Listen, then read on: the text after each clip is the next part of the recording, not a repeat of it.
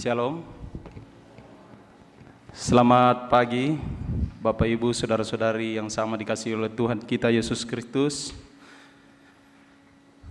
Kami akan membacakan yang menjadi penekanan warta jemaat Rantepao sepanjang minggu mulai tanggal 13 November sampai 19 November 2022 yang akan kita lalui ke depan.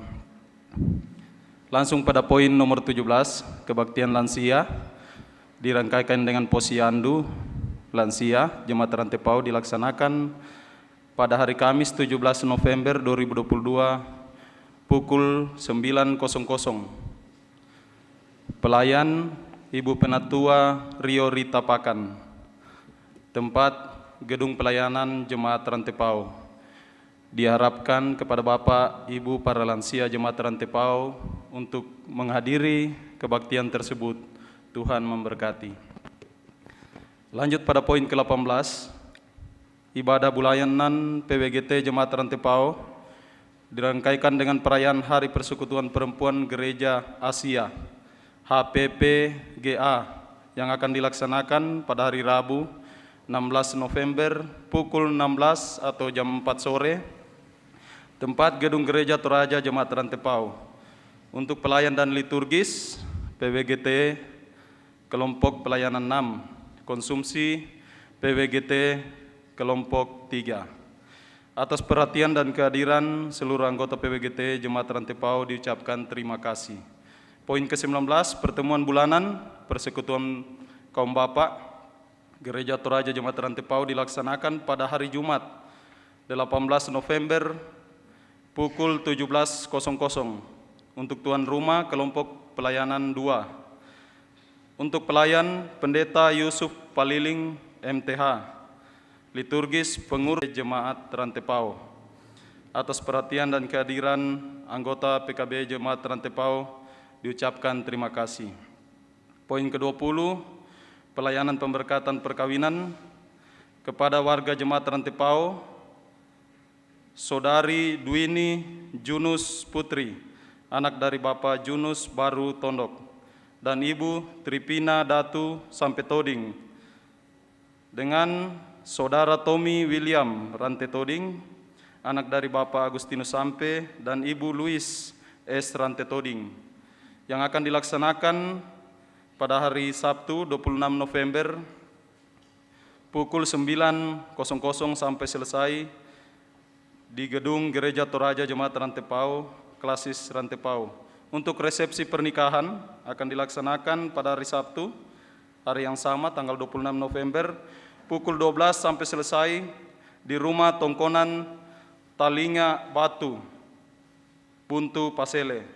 Mohon dukungan doa warga Jemaat Rantepao. Kemudian poin ke-21, pengakuan iman Saudari Dwini Junus Putri sebagai anggota Gereja Toraja akan dilaksanakan pada hari Sabtu 26 November pukul 9. Mohon dukungan doa warga Jemaat Rantepao. Berita duka cita, telah meninggal dunia Ibu Lena Baka atau Nenek Rafian pada hari Senin 7 November di rumah kediaman kelompok pelayanan 5. Jenazah almarhumah Lena Baka telah dimakamkan pada hari Sabtu 12 November 2022. Majelis Gereja dan anggota Gereja Toraja Jemaat Rantepao menyatakan rasa duka yang mendalam atas meninggalnya almarhumah Lena Baka. Tuhan menghiburkan segenap keluarga yang ditinggalkan. Kemudian poin 23, ibadah penghiburan dalam rangka pemakaman almarhum Yusuf Lebang, orang tua dari Bapak Pendeta Hendrik Lebang Batara dan atau mertua dari Ibu Pendeta Tabita Manggawa, dilaksanakan pada tanggal 15 November sampai 19 November di rumah kediaman Singki Pangrante. Ibadah penghiburan dilaksanakan pada hari Kamis 17 November 2022 pukul 18.00 yang akan dilayani oleh Majelis Gereja Toraja Jemaat Rantepao. Segenap Majelis Gereja dan anggota Gereja Toraja menyatakan rasa duka yang mendalam. Tuhan menghibur segenap keluarga yang ditinggalkan. Poin yang terakhir, poin 24, pelajaran katekisasi calon sidi Jemaat Rantepao. dilaksanakan setiap hari Jumat pukul 16 atau jam 4 sore dan hari Minggu pukul 15 atau jam 3 sore di Gedung Pelayanan Jemaat Rantepao. Diharapkan kepada peserta katekisasi untuk hadir 15 menit sebelum kelas dimulai. Untuk yang lain-lain bisa dibaca di warta jemaat masing-masing yang ada pada kita masing-masing. Sekian yang menjadi penekanan warta jemaat. Selamat beribadah, Tuhan Yesus memberkati.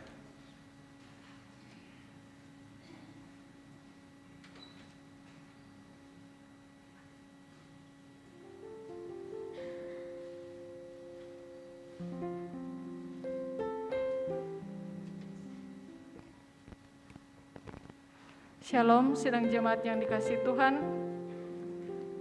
Terpujilah Allah untuk kasih setianya yang tiada henti-hentinya dicurahkan dalam sepanjang kehidupan kita.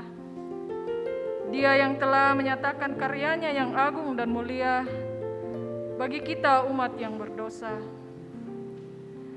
Ia yang tidak mengenal dosa dijadikannya korban penebusan dosa demi kita yang telah tercemar. Bukan kita yang telah memilih, namun Ia yang telah memilih kita sebagai umat yang ditebusnya. Sebab itu, hendaklah kita masing-masing dengan penuh kerendahan hati, senantiasa datang di hadapannya, mensyukuri segala kebaikan yang dilimpahkannya bagi kita. Dalam persekutuan kita, mari kita bersama-sama memuji dan memuliakan nama Tuhan. Terlebih kita akan mendengar dan merenungkan sabda kebenaran firman-Nya. Kita dituntun dalam satu tema, surya kebenaran akan terbit. Saya undang kita untuk bangkit berdiri. Semua yang tercipta, hai alam semesta, agungkan nama Tuhan dan puji kasih-Nya.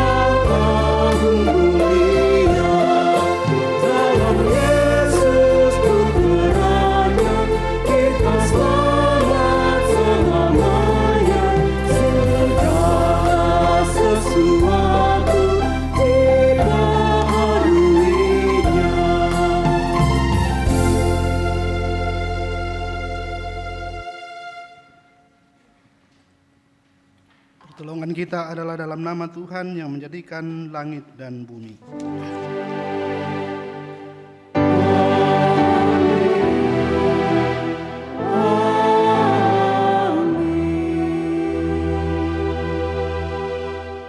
Salam dari semua orang kudus kepada kamu sekalian. Kasih karunia dan damai sejahtera dari Allah, Bapa, Anak dan Roh Kudus menyertai kamu. Menyertaimu juga. Silakan duduk.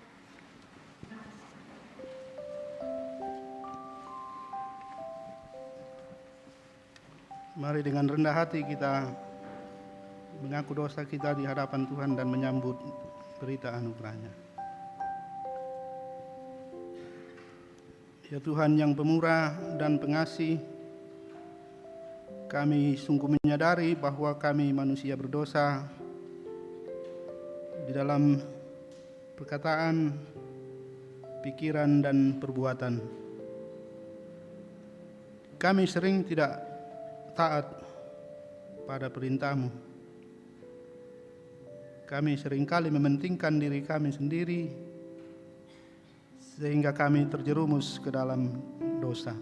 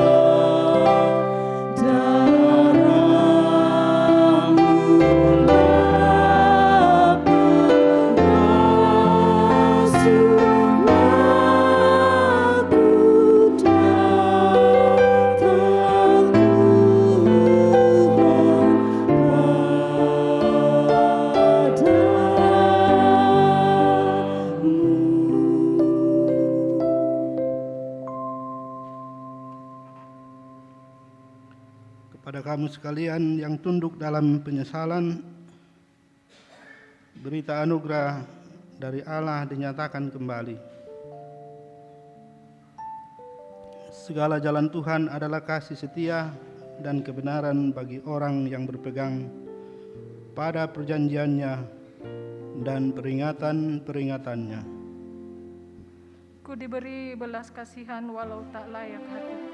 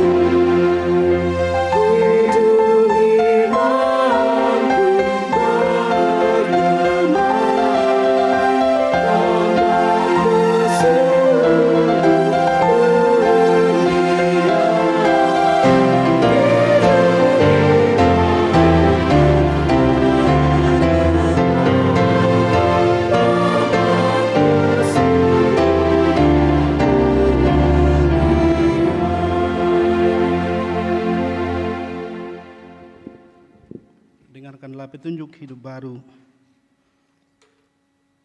Tetapi kamu yang takut akan namaku, bagimu akan terbit surya kebenaran dengan kesembuhan pada sayapnya. Kamu akan keluar dan berjengkrak-jengkrak seperti anak lembu lepas kandang. Sidang jemaat yang dikasihi Tuhan, mari kita bermazmur secara berbalasan melalui bacaan mazmur kita dari Mazmur 98. Mazmur 98 ayat pertama hingga ayat yang ke-9.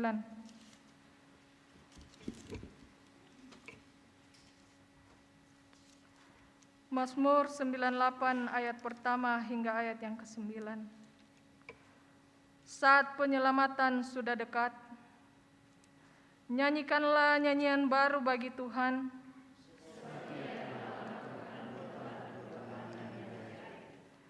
Keselamatan telah dikerjakan kepadanya oleh tangan kanannya. Tuhan telah memperkenalkan keselamatan yang daripadanya.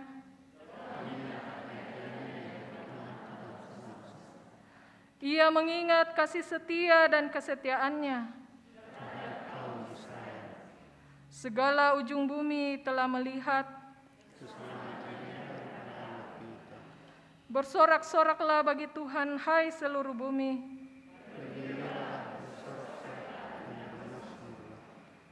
Bermasmurlah bagi Tuhan dengan kecapi, dengan nafiri dan sangkakala yang nyaring.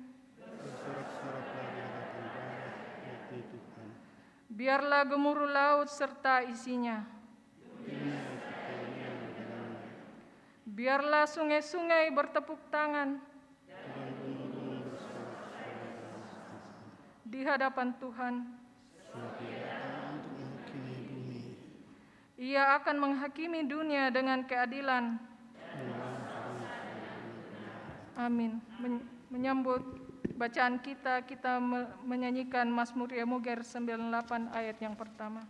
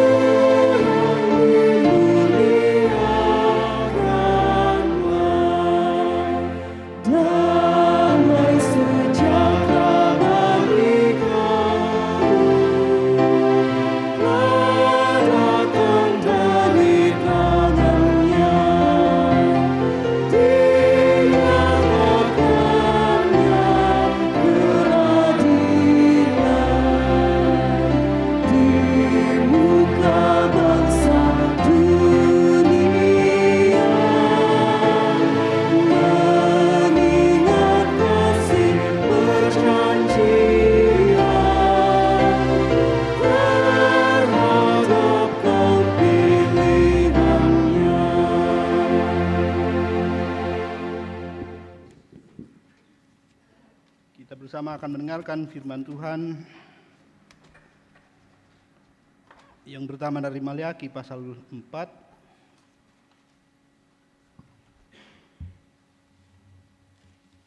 dan yang kedua dari 2 Tesalonika pasal 3 ayat 6 sampai 13 dan pembacaan Injil dari Lukas pasal 21 ayat 5 sampai 19.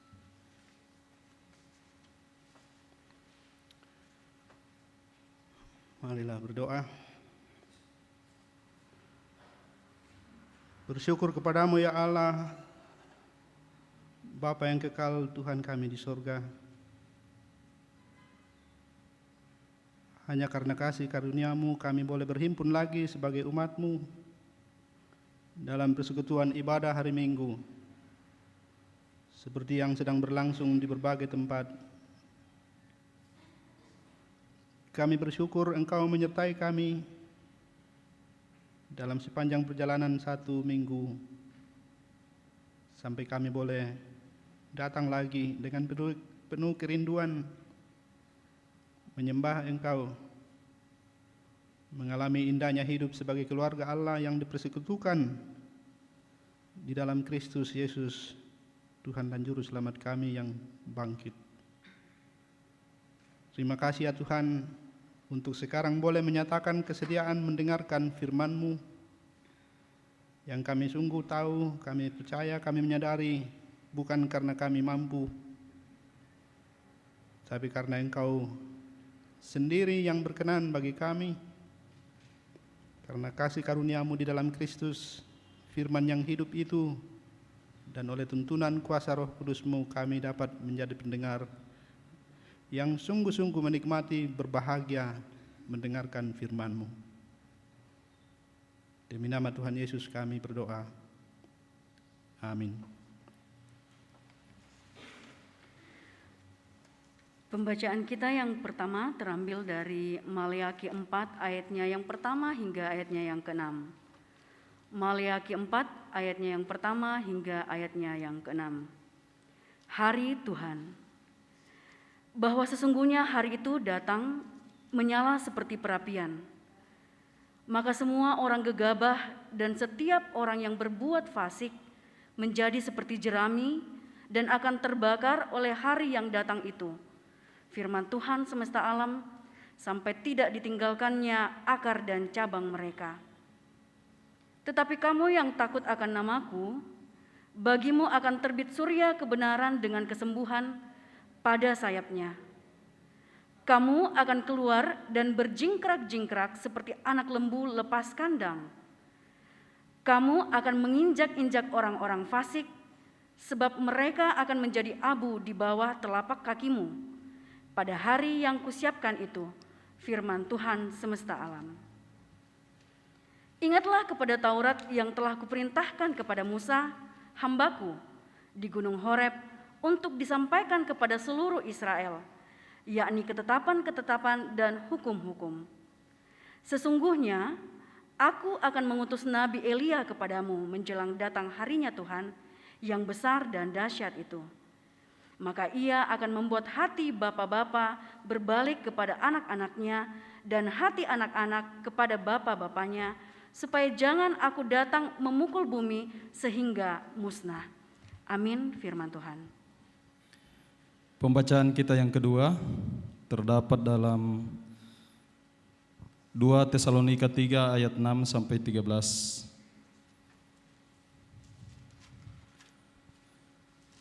2 Tesalonika 3 ayat 6 sampai 13.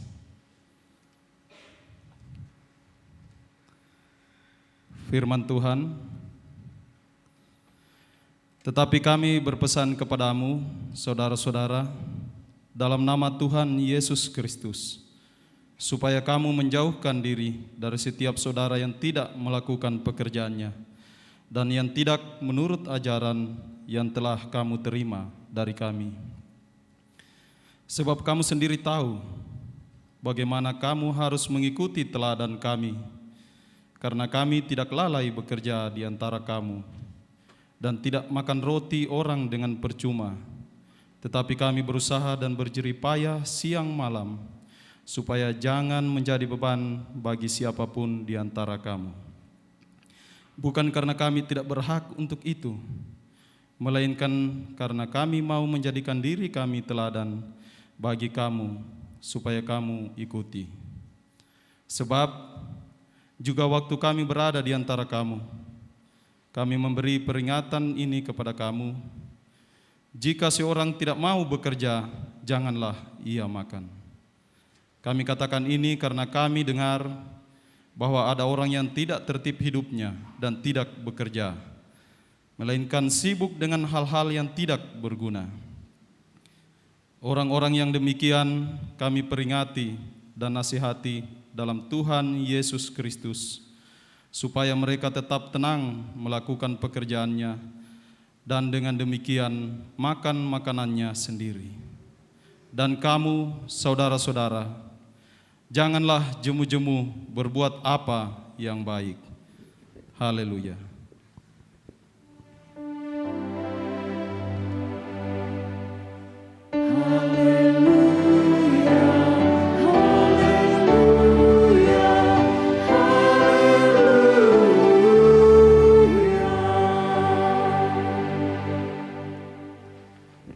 Injil Lukas pasal 21 ayat 5 sampai 19.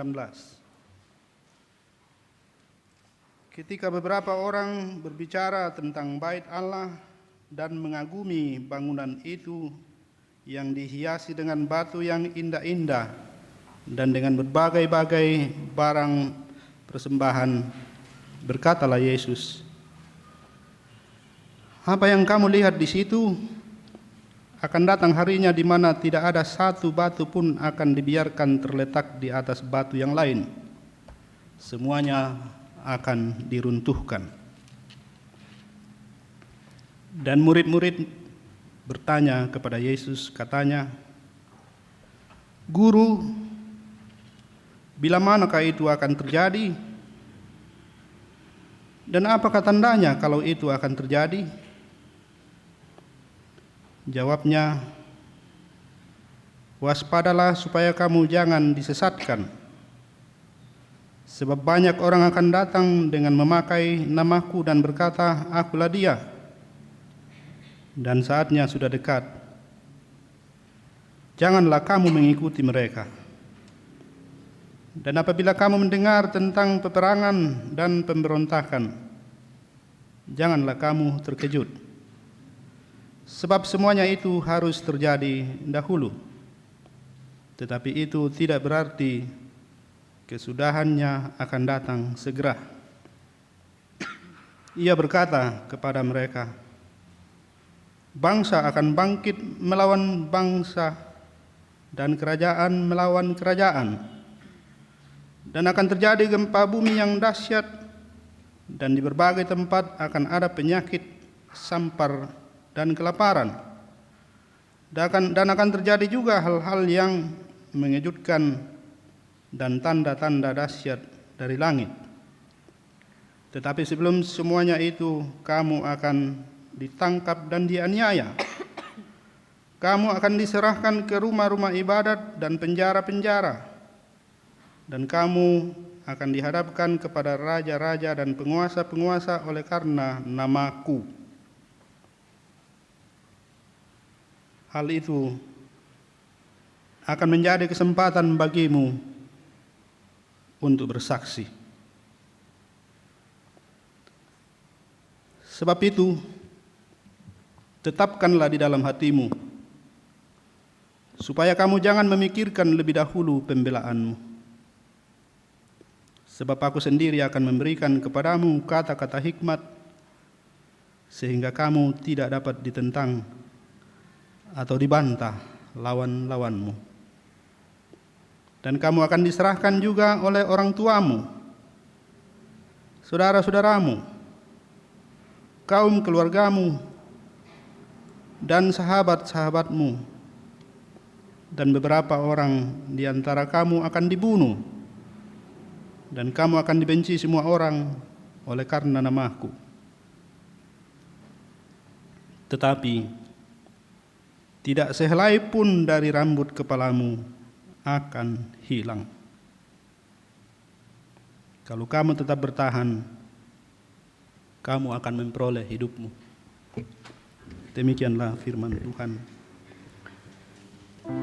Kurnia semangat Tuhan.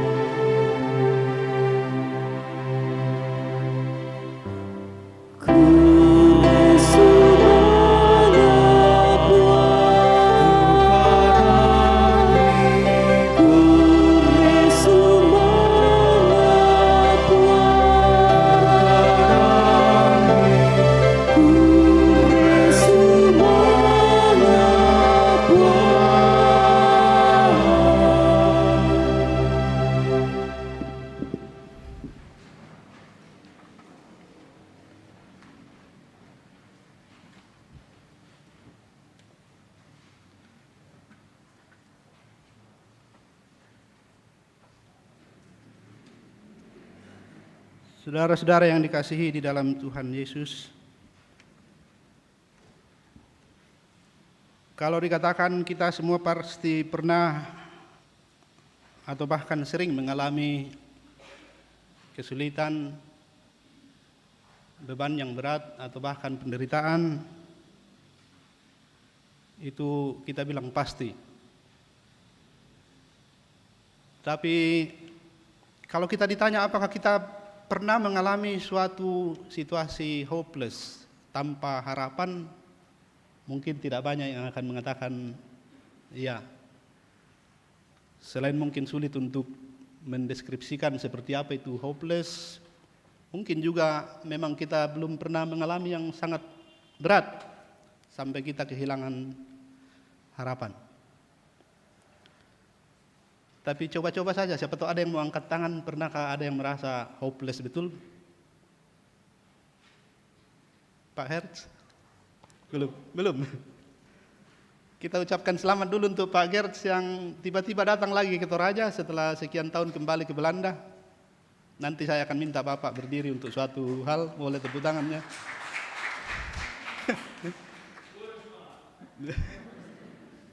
Kurang semangat. Saya justru sedang merasa barangkali Bapak sudah pernah mengalami sedikit hopeless karena mengalami situasi yang begitu berat, bahwa gereja makin lama makin kesulitan di era modern, era sekuler, terutama di negara-negara maju, tapi mungkin nanti kita akan dengar sedikit. Tapi situasi tanpa harapan, barangkali yang paling ekstrim yang pernah kita sedikit alami adalah waktu pandemi baru mulai ya. Kita semua jadi akan kemana ini hidup? Tiba-tiba tidak bisa keluar. Setiap hari dengar dari Singki, saya itu biasa juga tertawa kalau ingat lagi. Karena kita disuruh makan banyak sayur dan buah, sementara dilarang ke pasar gitu. Dari mana dapat buah ini? Itu situasi yang betul-betul pertama kali terjadi, dan sepertinya suram sekali, kita tidak tahu akan seperti apa. Yang kita lihat di TV itu sangat menyeramkan. Tapi kalau kita kumpul-kumpul semua yang menjadi persoalan umat manusia sampai hari ini, mungkin juga kita bisa sampai di situasi masih ada harapan enggak ini? Saya tidak tahu apakah saya sudah sampaikan di sini, tapi cukup kaget saya ketika menghadiri sidang raya Dewan Gereja Sedunia di Jerman barusan, dan sudah resmi dipakai istilah krisis iklim. Sudah artinya seluruh wakil gereja-gereja dari seluruh dunia sudah sepakat untuk mengatakan bahwa iklim sedang dalam situasi krisis kritis. Bukan hanya krisis tapi kritis, critical crisis. Artinya sudah sangat berbahaya. Lalu tambah berat karena harusnya kita pikir beban yang berat dipikul oleh umat manusia di planet ini sekarang mestinya membuat kita solid betul, seperti waktu masa pandemi mengganas itu. Kita betul-betul merasakan sangat menyatu dengan siapapun tanpa batas. Tapi kok tiba-tiba muncul perang yang sangat mengerikan di Ukraina.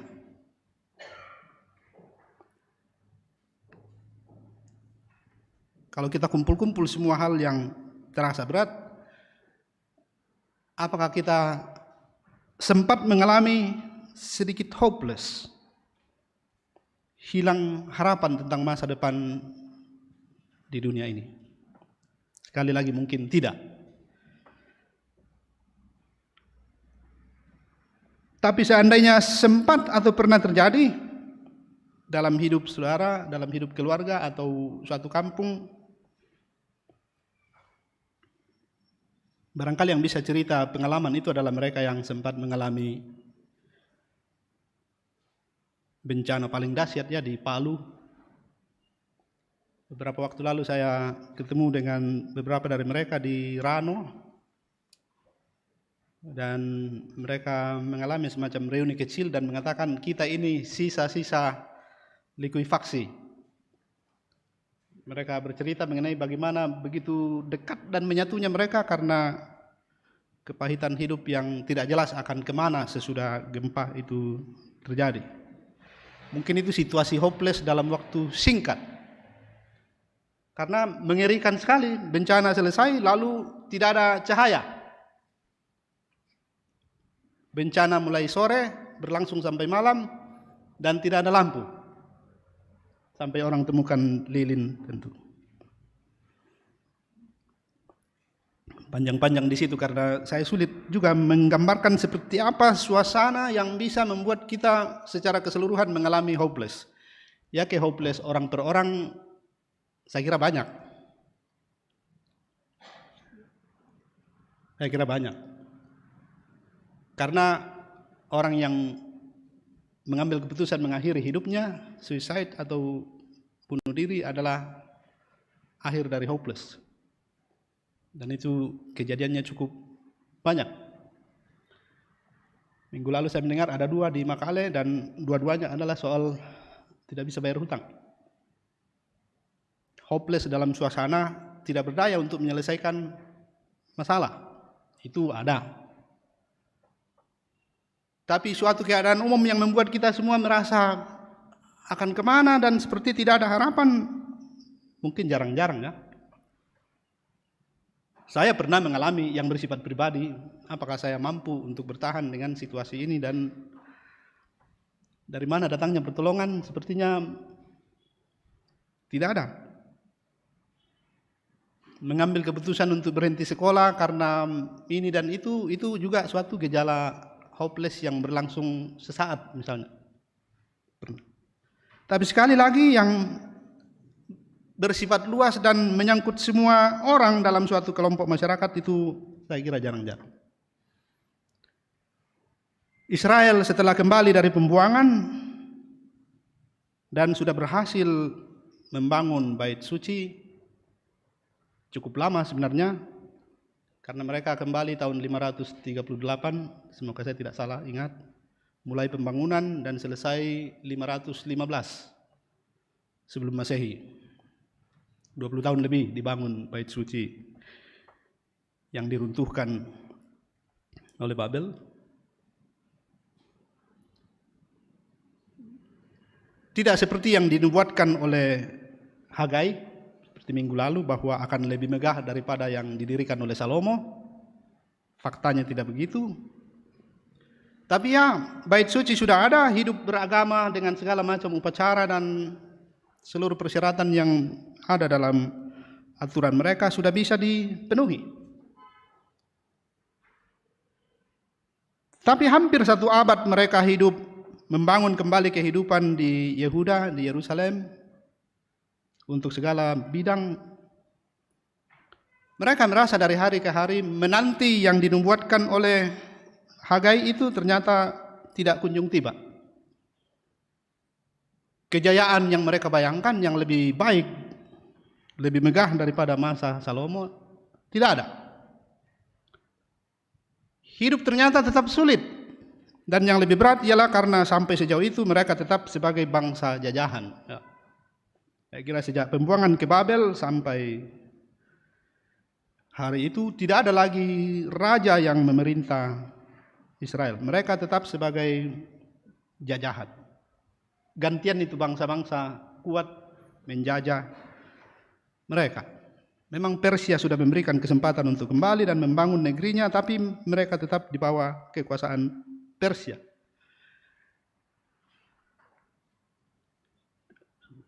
Bagaimana membandingkan? Tapi saya punya pengalaman mengikuti konferensi di Taiwan. Taiwan itu negara kecil yang maju, luar biasa makmur. Tapi sampai hari ini mereka merasa sangat berat oleh karena tetap dalam kekuasaan Cina. Dan perjuangan mereka ialah bagaimana lepas dari Cina dan menjadi salah satu anggota di PBB. Itu perjuangan mereka sampai hari ini. Sudah maju, sudah makmur dari segi ekonomi dan lain sebagainya, tapi karena tidak punya kedaulatan politik itu tetap menjadi beban yang sangat berat bagi Taiwan. Terus berada dalam cengkraman Tiongkok. Mungkin tidak sama, tapi ya adalah kemiripannya bagaimana orang Israel menjadi sangat berat dengan hidup yang hanya sejauh itu diberi kemerdekaan yang terbatas oleh Tuhan di bawah pemerintahan kekaisaran Persia. Dan hidup yang sulit itu membuat mereka sebenarnya bisa dibilang ya hilang harapan. Hilang harapan itu paling tidak dalam posisi bertanya, apa iya Tuhan ada? Masa sudah begitu lama kita dijanji dan hanya sampai seperti ini?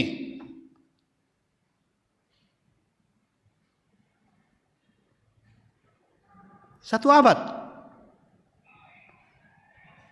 Dan keadaannya sungguh memburuk oleh karena umat mulai asal-asalan dalam beragama. Mereka sudah tidak takut membawa persembahan yang akan membuat hati Tuhan tersakiti. Mereka membawa persembahan yang cacat.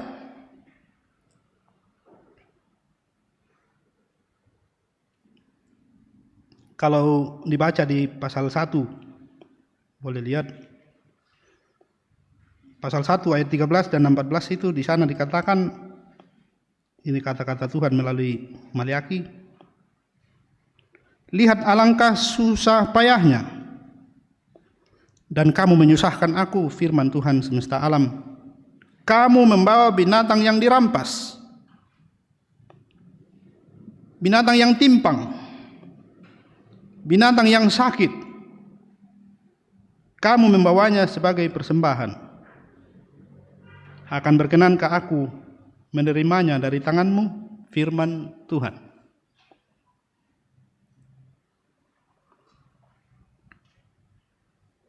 Terkutuklah penipu yang mempunyai seekor binatang jantan di antara kawanan ternaknya, yang dinazarkannya, tetapi ia mempersembahkan binatang yang cacat kepada Tuhan.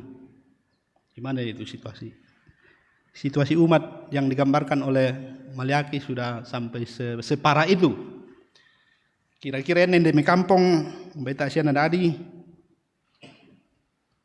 bisa dibayangkan kalau misalnya umat sampai berani memberi persembahan dari korban atau dari hewan yang sebenarnya dia tidak perlukan.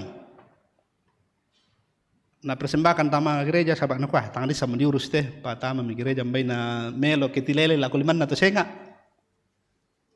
Jadi bisa dibayangkan bagaimana parahnya kalau misalnya ada babi, anak babi yang mencret lalu dipersembahkan ke gereja sementara dilelang na sementara mencret. Sedangkan kita tolina tujuh sangat. Tapi ini untuk membayangkan bagaimana situasi umat waktu itu yang berani mempersembahkan hewan yang cacat dan bahkan dari rampasan.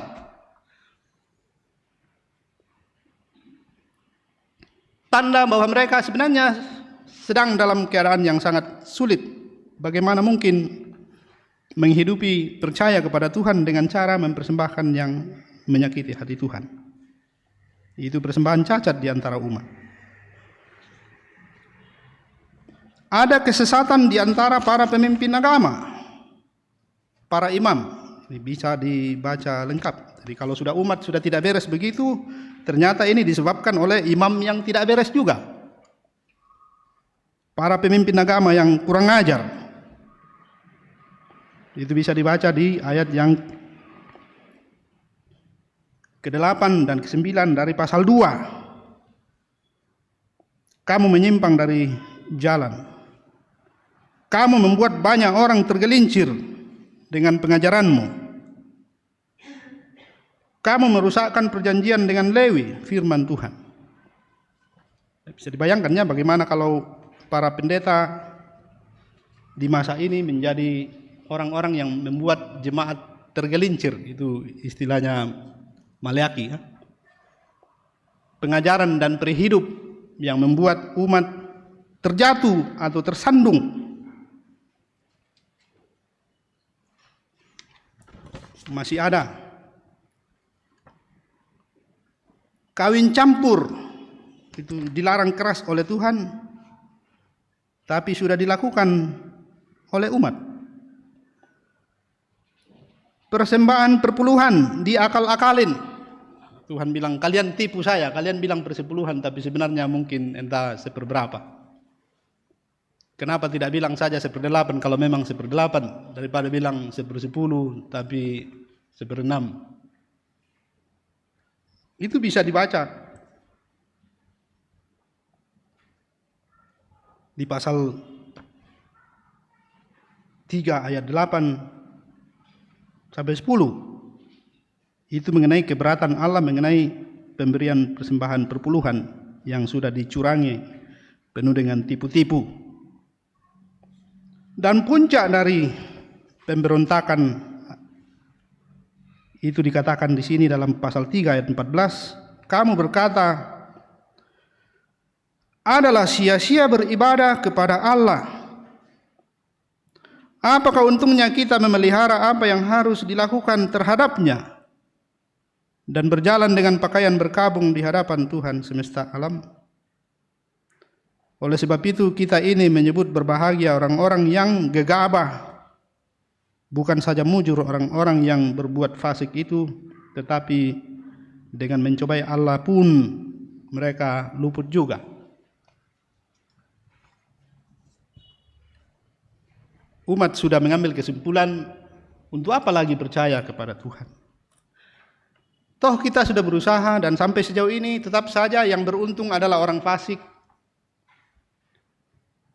Sampai sejauh ini sudah hampir 1 abad kita hidup begini-begini saja, tetap saja dalam bayang-bayang dan tekanan kekuasaan asing. Apa maksud Tuhan menjanjikan suatu masa depan yang lebih baik, yang lebih gemilang, yang lebih megah dari sebelumnya, sementara yang terjadi ialah kita dalam keadaan yang begini, sia-sia. Sia-sia percaya kepada Tuhan. Sementara orang yang tidak menyebut nama Tuhan beruntung juga. Orang gegabah itu disebut orang gegabah oleh istilah Maleakhi. Gegabah artinya dengan segera dan enteng mengatakan tidak ada Tuhan.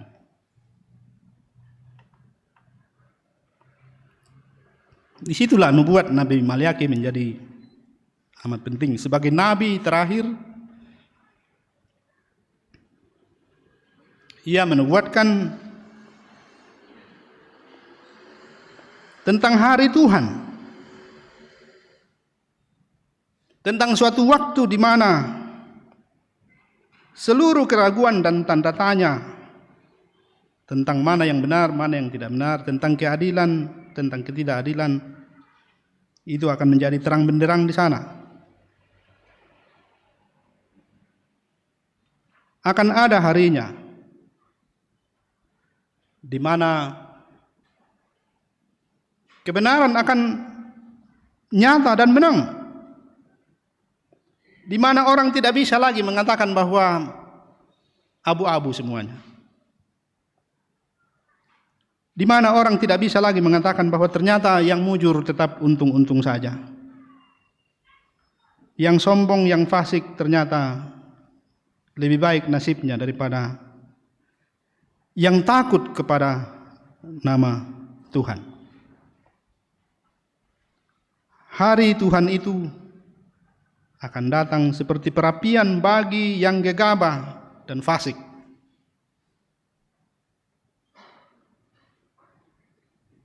Perapian yang akan memakan habis mereka seperti jerami sampai kepada akar dan cabangnya. Itu disebut akar dan cabangnya karena rumput seperti kita tahu, kalaupun sudah terbakar tapi masih ada akarnya, itu akan tumbuh lagi. Lihatlah dimanapun rumput dibakar habis, karena dia tidak terbakar sampai ke dalam akarnya, maka segera pada saat hujan datang, dia hijau kembali. Atau tidak terbakar tapi sudah mati semuanya pada musim kemarau kita lihat, tapi pada saat hujan datang dia langsung muncul kembali karena akarnya masih ada. Dan kalau di sini dikatakan akar dan cabangnya juga habis, itu maksudnya tidak akan ada lagi. Ada waktu di mana akan berakhir yang kalian katakan abu-abu. Akan ada waktu di mana semuanya akan diakhiri dan tak ada lagi yang bisa mengatakan bahwa putih dan hitam sama saja, benar dan salah sama saja. Hari Tuhan itu menakutkan bagi mereka yang fasik, yang gegabah, yang menyangkali Tuhan. Dan hari Tuhan itu akan menjadi hari bahagia bagi mereka yang takut akan nama Tuhan. Karena pada hari itu akan terjadi ini. Surya kebenaran terbit. Disinilah saya mau minta Pak Hertz untuk bicara sedikit tentang Natal. Surya kebenaran. akan terbit. Yang kita ingin dengar itu karena saya belum pernah lihat di titik mana di kutub utara pada bulan Desember ada hari di mana tidak pernah muncul matahari. Dan hari berikutnya baru muncul sedikit. Hari pertama dalam sepanjang 1 tahun. Apakah Pak Hertz boleh cerita sedikit mengenai pengalaman itu? Karena saya juga sempat ke Belanda tapi tidak sempat melihat di manakah di kutub utara atau bagian mana yang dihuni oleh manusia di mana pernah ada 1 hari sepanjang tahun tidak ada matahari sama sekali. Apakah ada? Tidak.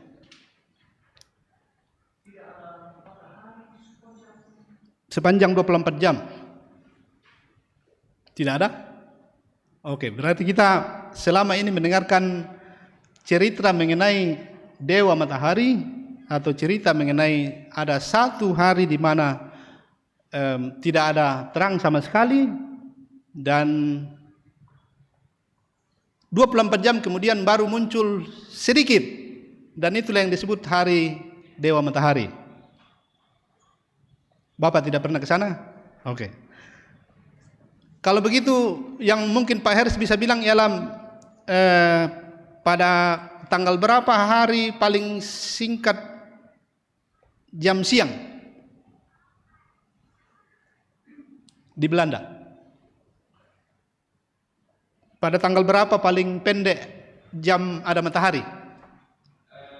21 Desember menurut saya. Ya, 21 Desember itu hanya berapa jam matahari?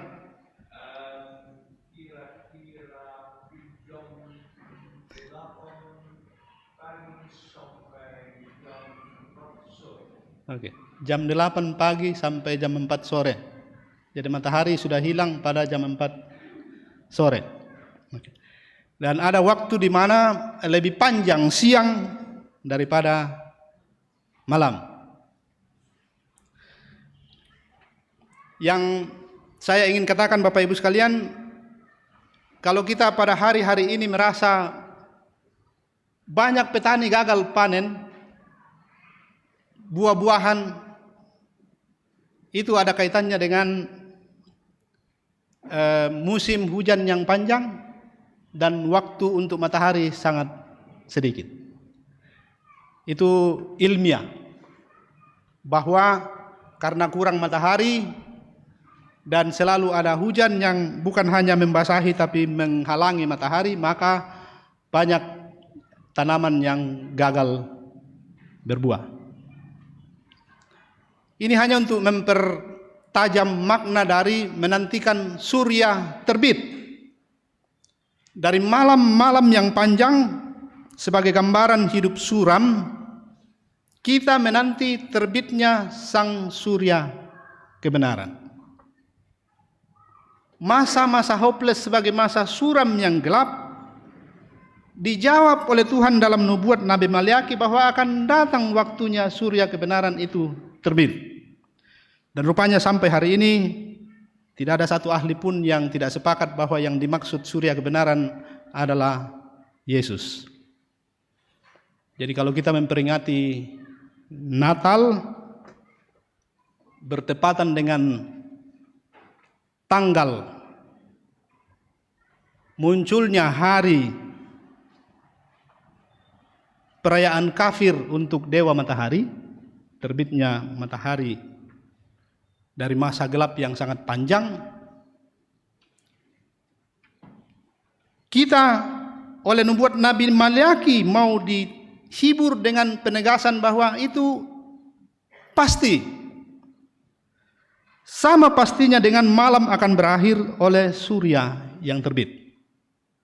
Itu pasti. Jadi kalaupun derita itu sangat panjang, berabad-abad, bahkan kita mungkin akan menderita sampai akhir hayat, pastikan saja bahwa tidak ada malam yang akan terus malam. Tuhan sudah menetapkannya bahwa surya akan terbit. Itu satu. Tapi yang kedua ialah kalau surya terbit, Bapak Ibu sekalian, dan ini saya kira sangat penting, tidak perlu menyalakan lilin. Yang mau dikatakan ialah bahwa hanya ada satu terang abadi. Hanya ada satu kebenaran yang bersifat kekal. Kalau matahari itu sudah terbit, saudara tidak memerlukan terang yang lain. Yesus sudah datang sebagai surya kebenaran, dialah satu-satunya. Sudah datang.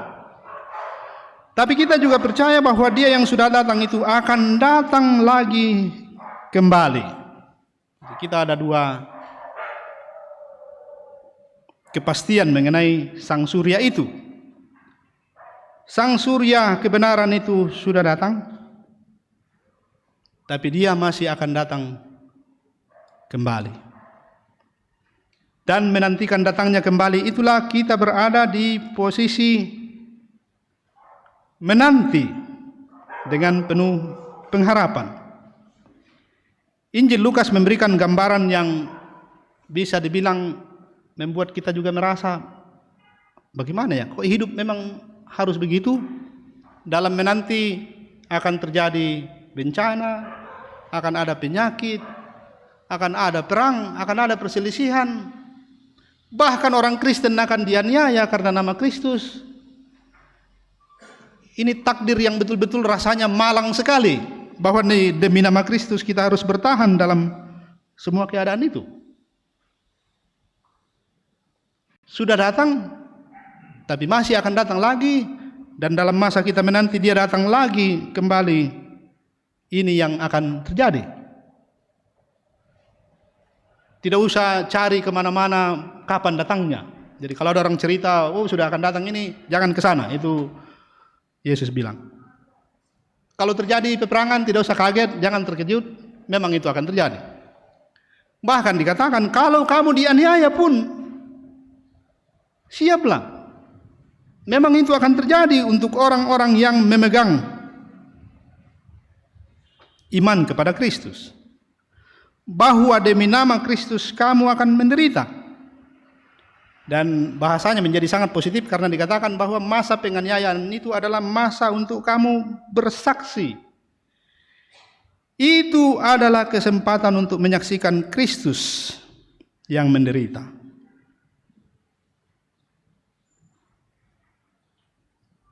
Kesempatan untuk bersaksi. Kalau bahasanya Lukas kepada orang Tesalonika, kesempatan untuk bekerja bagi Tuhan. Bukan masa untuk bermasa bodoh karena sudah tahu bahwa dia akan datang dan kita akan selamat. Seperti yang disalah mengerti oleh orang di Tesalonika. Yang menjadi tidak tertib hidupnya karena dia pikir toh besok Yesus sudah akan datang, jadi ya kita santai-santai saja. Paulus bilang tidak. Kita akan bekerja, memberi kesaksian, dan di dalam bekerja itu kami sudah memberi contoh sedapat-dapatnya kita tidak menjadi beban. Supaya kita tidak menjadi beban, mari bekerja.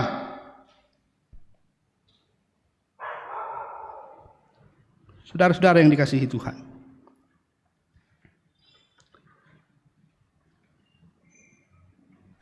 Kalau kita ditanya apakah situasi kita berat sekali, kita akan menyebut banyak hal seperti yang tadi di awal saya katakan. Banyak hal yang bisa membuat kita merasa hidup sulit dan berat. Dan kalau kita bertanya mengenai bagaimanakah kehidupan beragama kita, bergereja kita, berjemaat kita, beriman kita mungkin tidak sulit untuk bercerita bahwa tidak seberat atau separah pada masa Maleaki. Paling saya sebagai pendeta akan mengatakan bahwa masalahnya sebenarnya adalah saya sebagai pendeta dalam banyak hal kurang kapasitas, kurang keahlian. Paling itu yang saya bilang. Keadaannya tidak parah karena saya tidak seperti para imam waktu itu yang tipu-tipu soal persembahan. Kan sudah terlalu parah kalau sampai pendeta bermain-main di sekitar persembahan. Tidak. Masalah saya ialah barangkali khotbah saya tidak menarik. Seperti Pak Hertz rupanya datang dari Belanda jauh-jauh untuk pergi ke gereja Protestan Indonesia Luwu, Gepil, untuk berbagi mengenai apa yang kita perlu lakukan supaya khotbah para pendeta ke depan ini khotbah yang hidup, bersemangat, dan membuat jemaat mau mendengar. Jadi sekitar itu saya akan mengatakan masalah Gereja Toraja adalah ini, tapi tidak separah hidup beriman umat Israel pada masa Maleakhi. Kira-kira lasus itu tuh kadangku. Saya tidak akan menyangkal bahwa banyak hal yang perlu dibenahi, tapi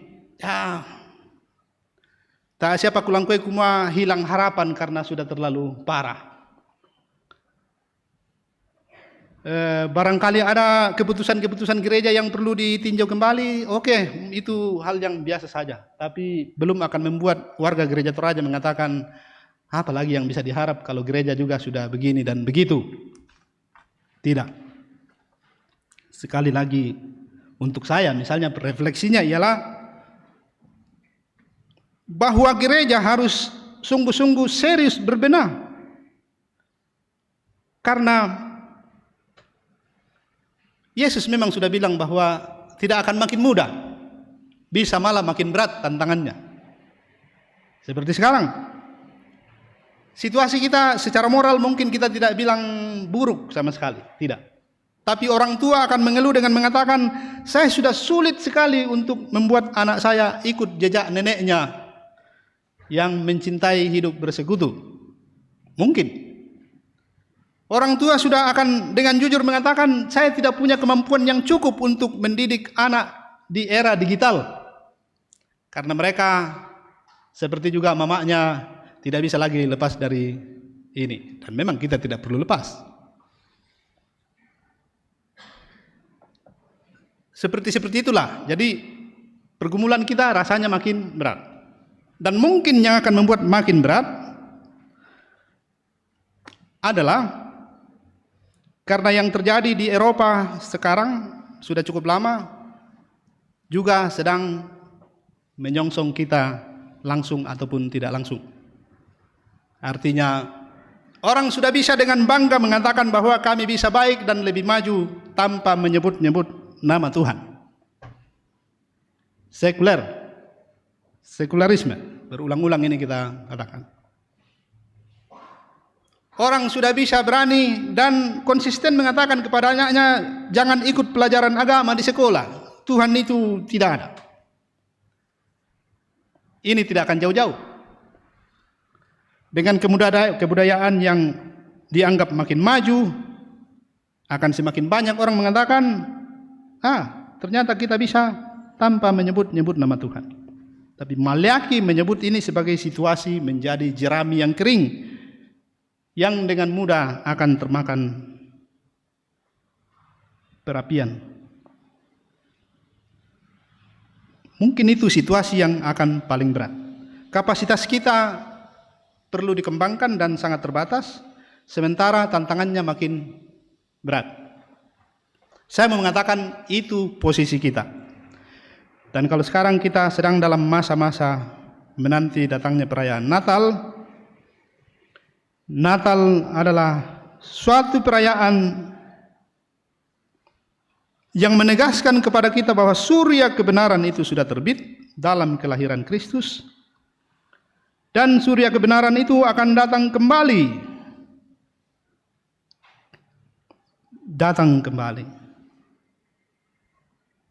Datangnya kembali itulah yang sedang kita nantikan. Datangnya kembali itulah yang menempatkan kita dalam posisi sedang bekerja segiat-giatnya untuk memanfaatkan seluruh kesempatan sebagai kesempatan untuk bersaksi, bahkan keadaan yang paling berat sekalipun. Pembacaan Injil menyebut penganiayaan. Penganiayaan seandainya itu terjadi, itu bahkan merupakan kesempatan untuk bersaksi. Kesaksian yang akan membuat kita sebagai orang-orang yang oleh Yesus disebutkan berhak memperoleh hidup karena ia bertahan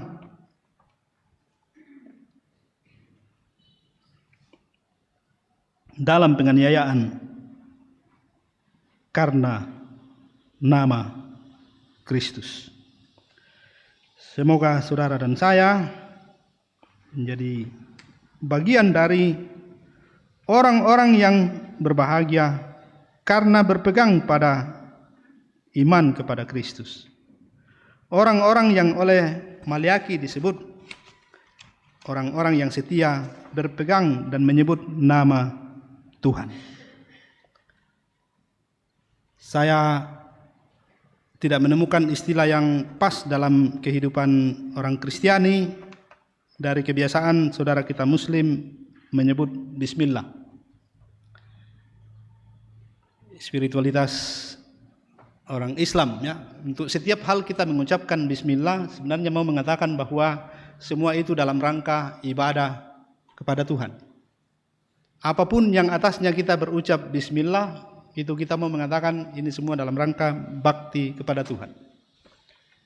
Tangkusan bekompoka dalam kesaranian, tapi yang pesannya jelas bahwa untuk setiap hal kita harus selalu menyebut nama Kristus, bahwa semuanya ini adalah demi Dia Sang Surya kebenaran yang telah terbit dan akan datang kembali. Jadilah orang-orang yang dari hari ke hari semakin teguh di dalam iman, menjadikan setiap kesempatan sesulit apapun adalah kesempatan untuk bersaksi tentang Dia Sang Surya kebenaran, satu-satunya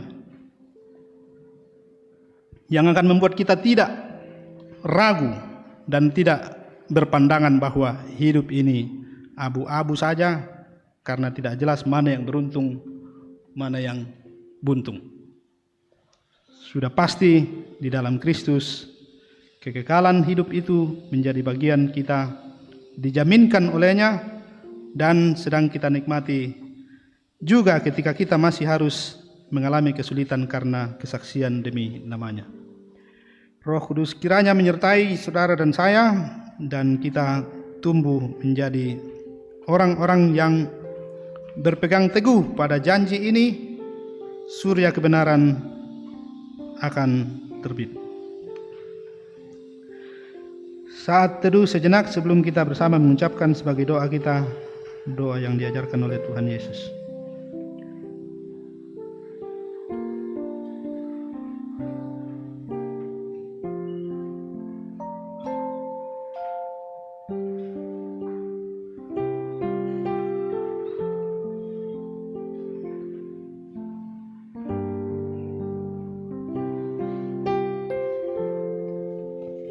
Kita berdoa.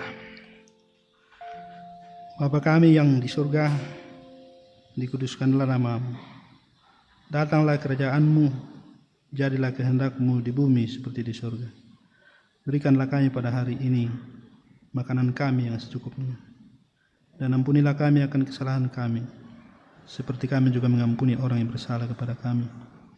Dan janganlah membawa kami ke dalam pencobaan, tetapi lepaskanlah kami daripada yang jahat. Karena Engkau yang punya kerajaan dan kuasa dan kemuliaan sampai selama-lamanya. Amin.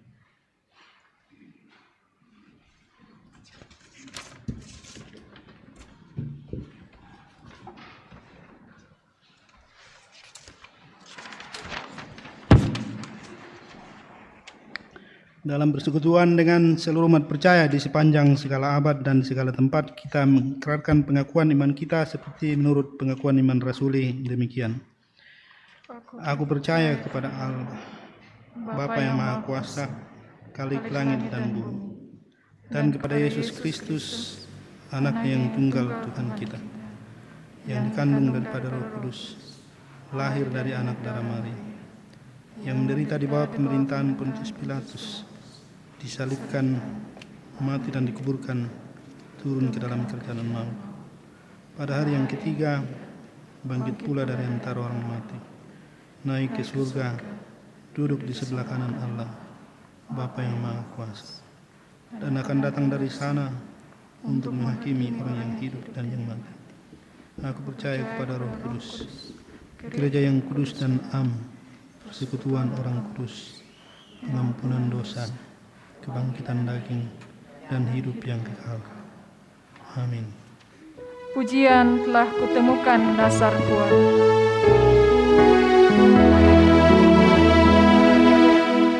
Oh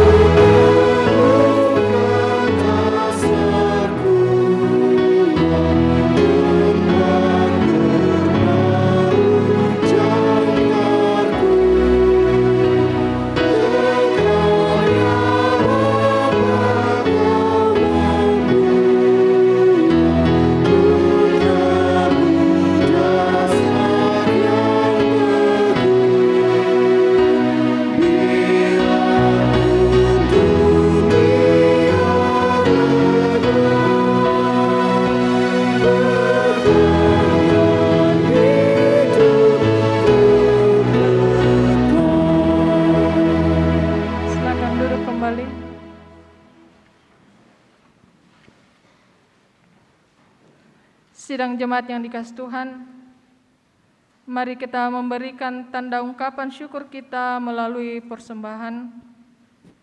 Dan dengarlah firman Tuhan yang menyatakan bahwa biarlah mereka bersyukur kepada Tuhan karena kasih setianya, karena perbuatan-perbuatannya yang ajaib terhadap anak-anak manusia.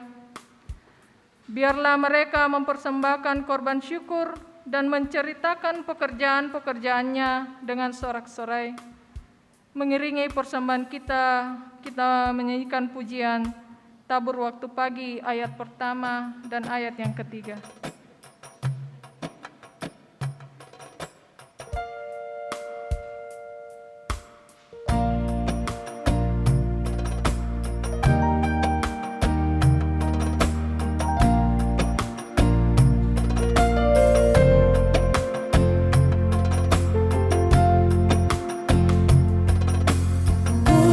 Waktu pagi, tabur benih kasih, tabur waktu siang sampai senja.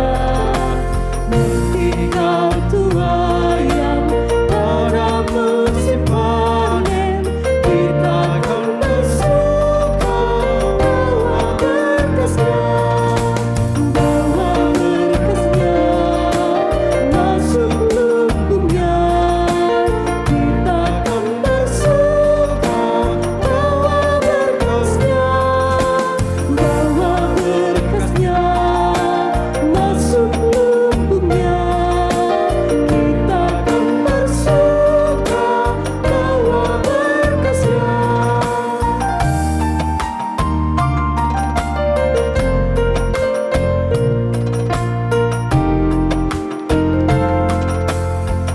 Dari sang surya, berapa yang alam, kita pun menabur yang bekerja.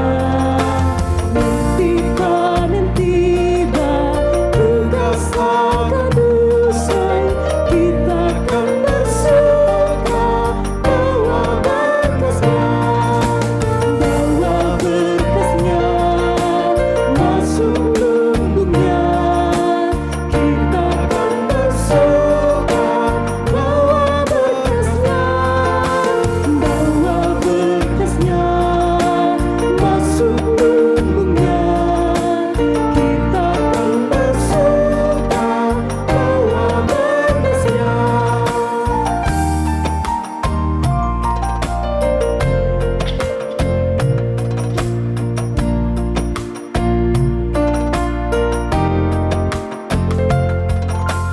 Mau jual sukar, tabur bagi Tuhan, biar jiwa raga susah dan lelah.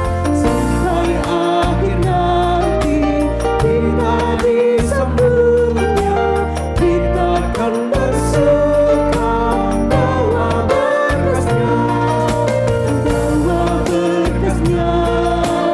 masuk lumbungnya. Kita akan bersuka bawa berkasnya, masuk lumbungnya. Kita akan bersuka bawa berkasnya.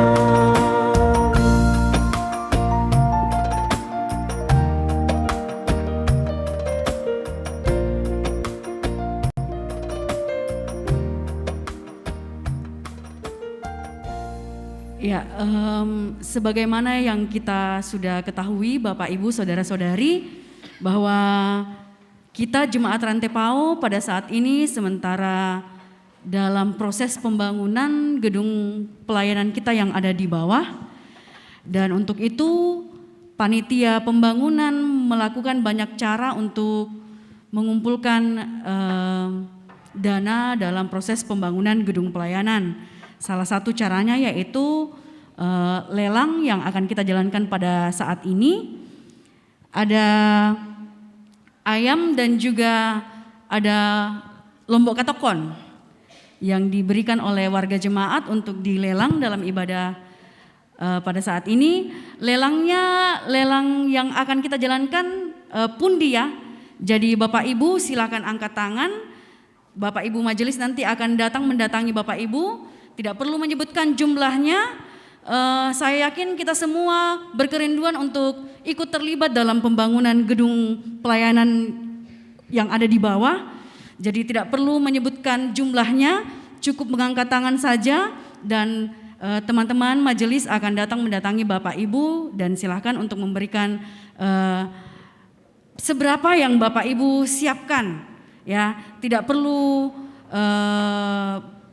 ya, maksud saya adalah tidak perlu seikhlasnya ya Bapak Ibu. Apa yang Bapak Ibu siapkan ya, itu boleh Bapak Ibu berikan. Kita akan memberi waktu 2 menit ya. Ya ini pertama ya manuk kampung teh ya. Mungkin 1 bulan dipelihara ini sudah bisa dipotong ini. Ya kita mulai dari sekarang. Silakan Bapak Ibu yang berkerinduan boleh mengangkat tangan saja. Boleh Bapak angkat ya, nanti didatangi saja. Iya, ini lelang Amerika. Nanti kalau 2 menit waktunya habis berarti ayamnya akan diberikan kepada orang yang terakhir memasukkan ke dalam pundi. Di gedung pelayanan juga berjalan ya, ada juga lelang di bawah. Oke. Silakan diangkat tangannya saja di belakang Tantani.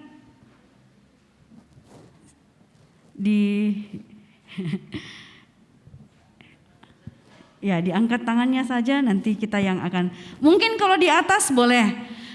Tidak perlu banyak-banyak Bapak Ibu. Mungkin kalau kita hanya membawa uang begini saja, seberapa saja, silakan angkat tangannya.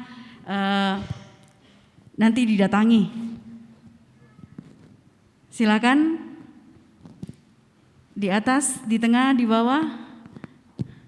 Ya, sudah berjalan 1 menit.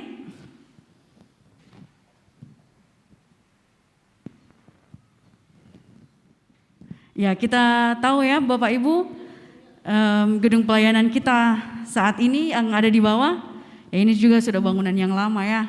Mari kita dukung bersama-sama pembangunannya agar bisa segera terselesaikan dan kita bisa menikmatinya ya. Kalau bukan kita ya masih ada anak dan cucu-cucu kita nantinya, jadi kenang-kenangan buat mereka-mereka. Silakan Bapak Ibu, 1 menit 45 detik. Ya, 10 detik lagi. Kita lihat siapa yang terakhir. Oke, masih bisa. 9. Oke, habis terakhir ya. Yang ini tadi Bunda? Iya. Oke. Ada ya, ini lombok khasnya orang Toraja.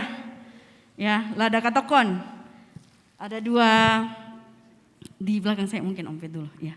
Ada 2 kantong. Silahkan angkat tangannya. Kita setel lagi waktunya Om Pet ya, mungkin 1 menit saja ya. Ya, karena ini ada 2 jadi kita pakai 1 menit saja ya. Silakan Om Pit di setel waktunya. Oke, kita mulai dari sekarang. Ya ini kalau di pasar ini 1 kilo ini ya. Kalau tidak salah sekarang harganya berapa? 45.000 ya. Ya ini masih segar-segar ini. Jumbo-jumbo. Ya ini mungkin panen pertama ini. Silakan diangkat tangannya saja. Tidak perlu diperlihatkan kalau memang ini ya. Silakan Bapak Ibu di atas, di bawah.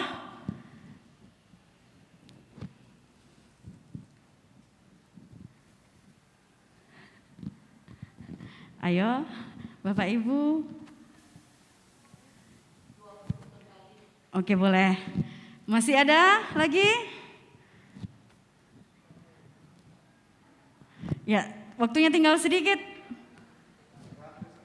Oke, terima kasih Pak. 10 detik, masih ada? Masih ada? Oh oke, di sana Tantani. 58, 59, oke.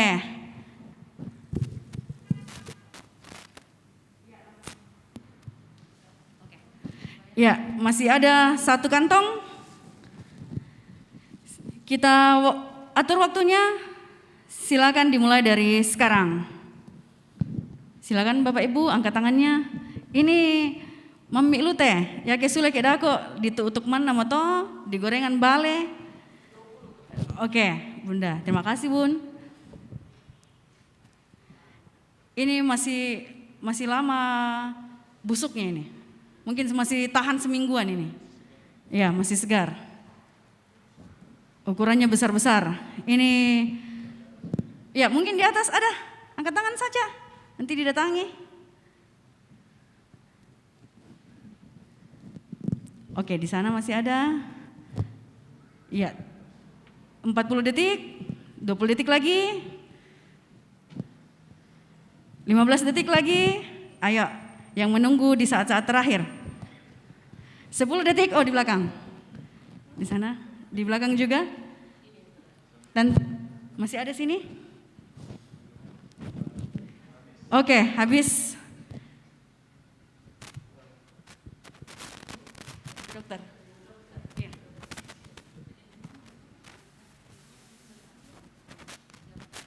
Ya, terima kasih Bapak Ibu untuk partisipasi kita semua. Tuhan Yesus yang akan mengembalikannya berkali-kali lipat.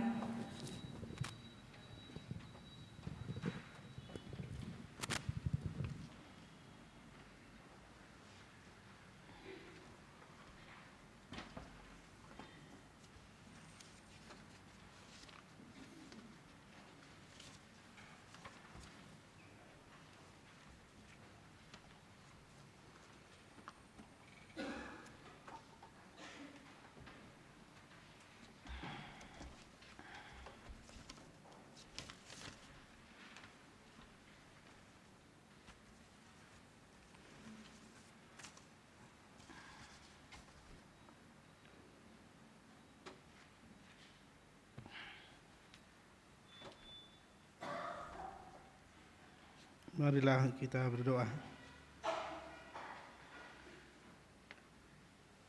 Kami sudah membawa persembahan syukur kepadamu ya Tuhan. Satu bagian dari persembahan hidup kami.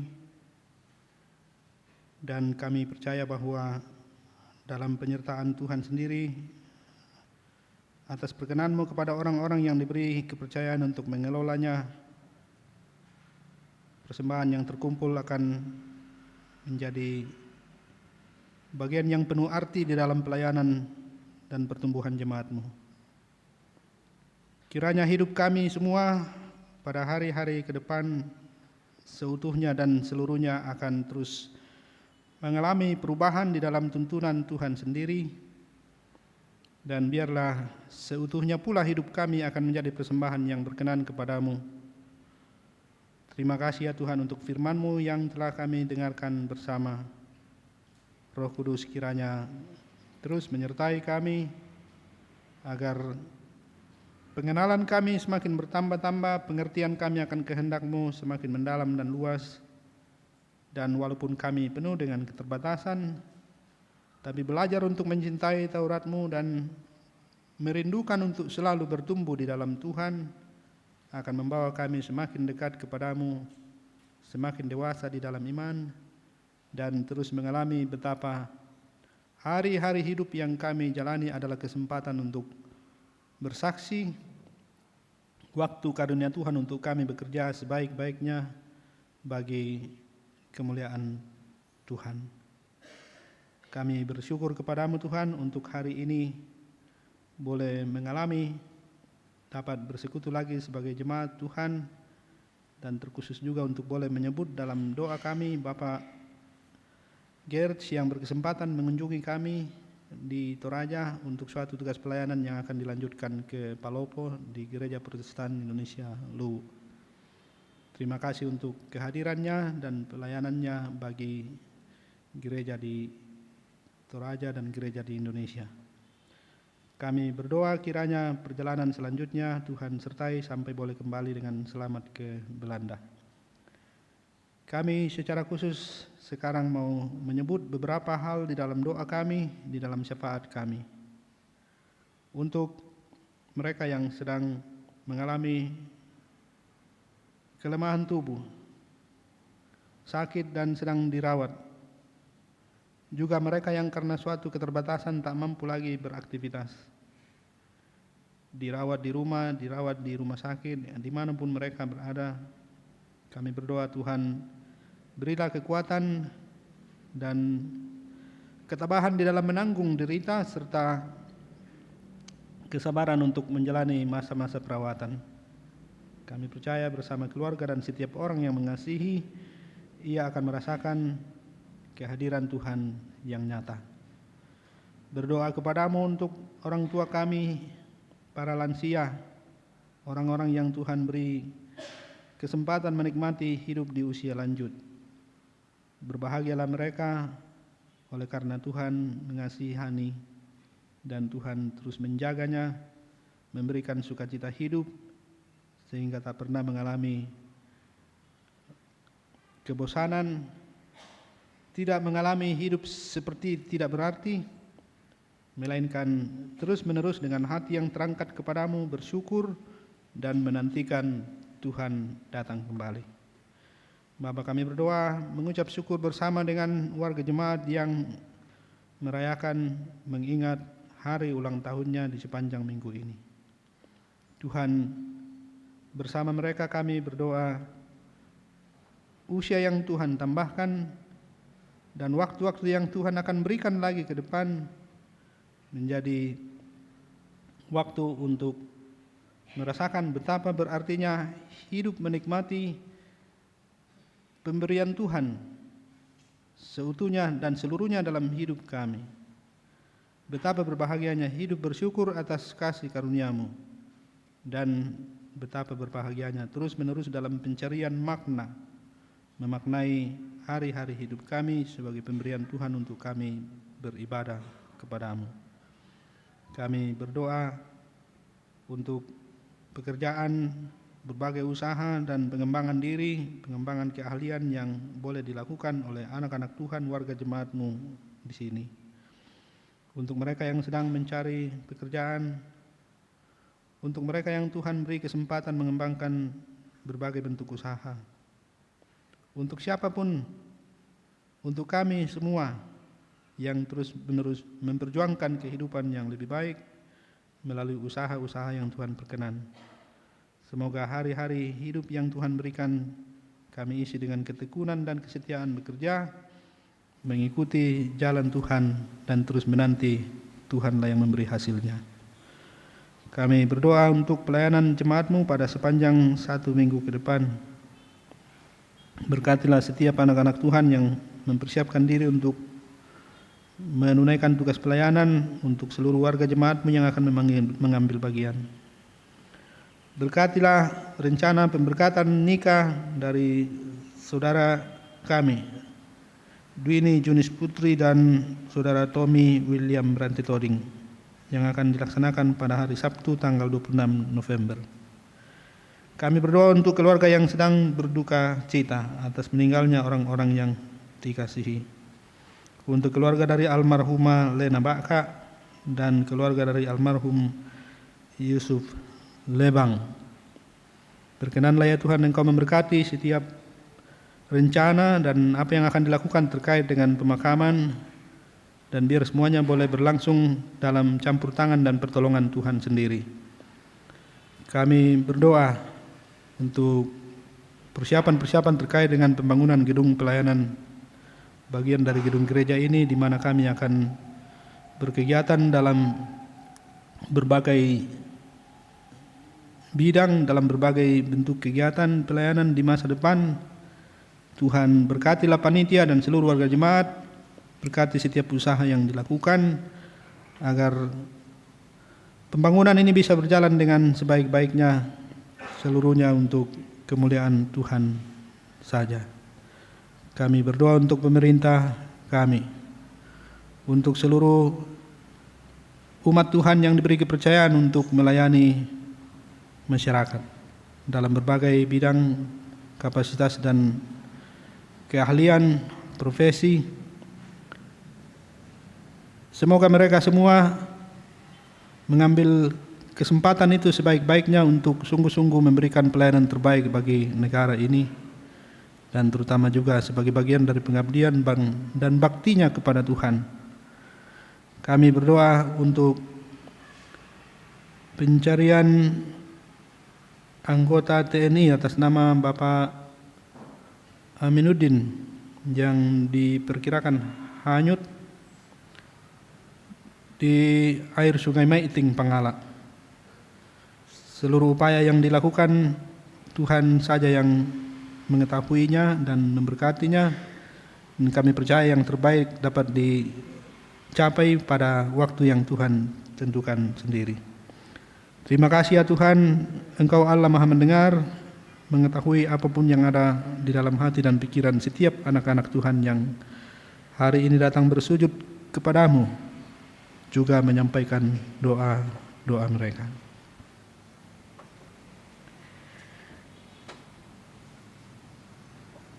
Untuk banyak hal yang atasnya kami prihatin, kami berdoa Tuhan, kuatkanlah dan berikanlah kepada kami pengharapan yang sungguh. Untuk hal-hal yang atasnya kami merasa belum dapat melakukan sebagaimana seharusnya karena keterbatasan dan ketidakmampuan kami, berilah kami kesempatan untuk berbenah dan terus-menerus hidup dalam pengharapan bahwa besok, lusa dan seterusnya Tuhan sendiri akan memperlengkapi kami dan kami dimampukan untuk mengembangkan diri bagi pelayanan sebaik-baiknya. Jika kami prihatin mengenai hal-hal yang tak mampu kami lakukan, khususnya dalam mendampingi generasi muda kami, anak-anak kami yang lahir dan hidup bertumbuh di masa yang jauh berbeda dengan kami para orang tua. Tuhan tolong mampukanlah kami dan buatlah kami menjadi orang-orang yang bertumbuh bijaksana, terus belajar dan tidak berputus asa menghadapi kenyataan. Kami memohon perlindungan-Mu untuk seluruh generasi muda kami. Kami memohon pertolongan-Mu untuk begitu banyak orang yang sungguh-sungguh mengalami hidup begitu susah, untuk orang-orang yang secara sendiri-sendiri maupun bersama sebagai keluarga sedang menanggung masalah dan beban hidup yang sangat berat. Hanya Engkaulah Allah yang punya kuasa untuk mengangkat dan menolong siapapun yang menaruh harap kepadamu.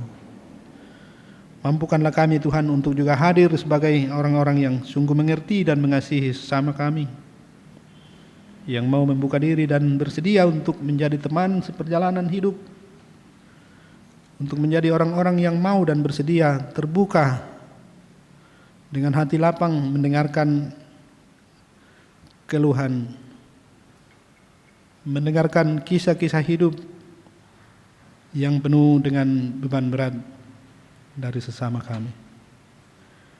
Dan buatlah kami menjadi orang yang sungguh hadir bermakna bagi saudara-saudara kami itu.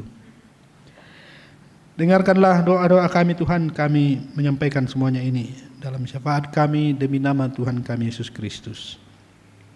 Amin.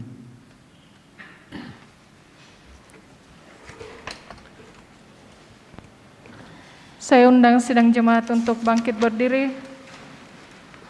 Kita memuliakan Tuhan melalui pujian "Semua Orang Inginkan Kebenaran Berada di Pihaknya".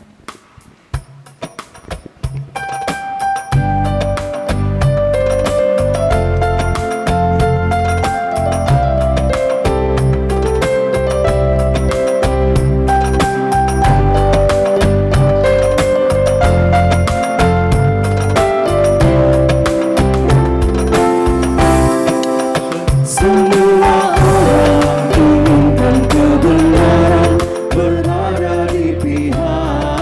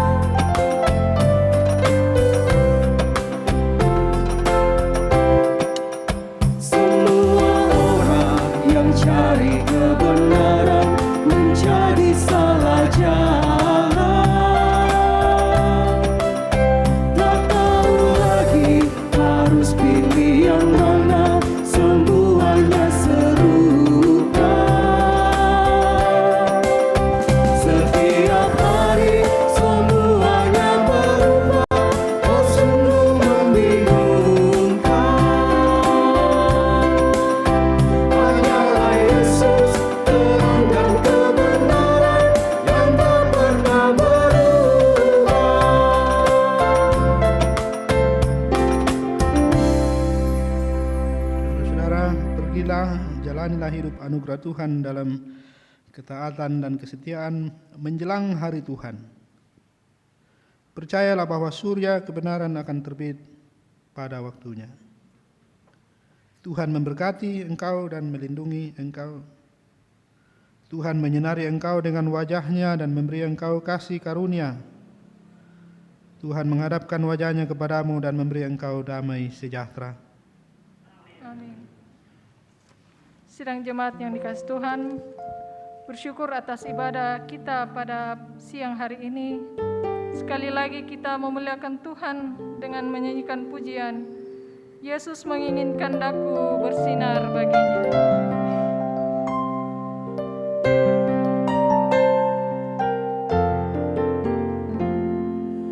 Yesus menginginkan daku bersinar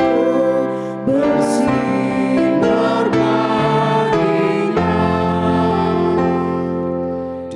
Dimanapun ku berada, ku mengenangkannya.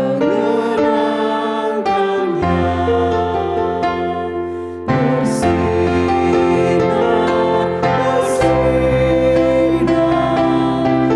itulah kehendak Yesus.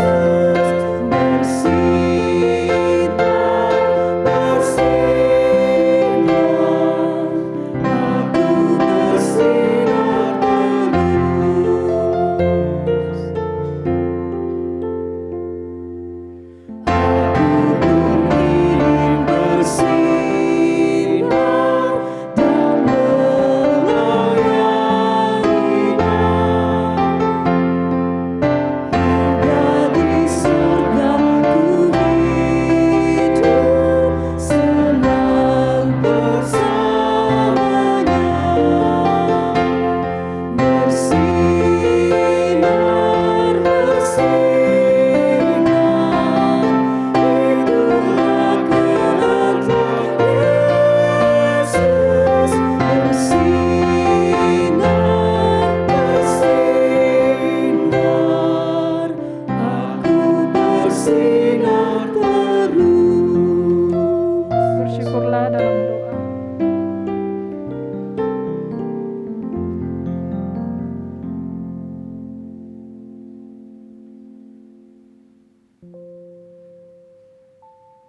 Demikianlah ibadah kita. Selamat berakhir pekan. Tuhan Yesus memberkati kita sekalian.